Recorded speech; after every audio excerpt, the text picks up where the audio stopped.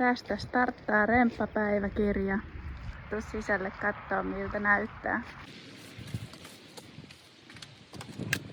Nämä kuvat mä otin aamulla ja katsotaan nyt miltä näyttää tilanne iltapäivästä. Tästä nyt kun ulko-ovelta kattoo, niin tosta kohtaa suunnilleen tulee tyttöjen huone tonne. Se on 2,2 metriä kertaa 4 metriä. Sitten mun sänky tulee tuohon ilmalämpöpumpun alle. Sille jää 2,10 tilaa. Sitten tästä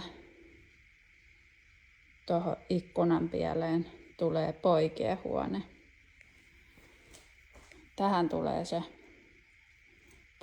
metriä naulakko. Sille tila. Sitten tää on kokonaan yhtenäistä tupakeittiöä.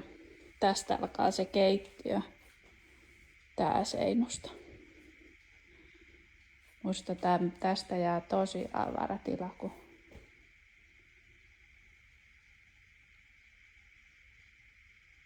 purki noi seinät pois.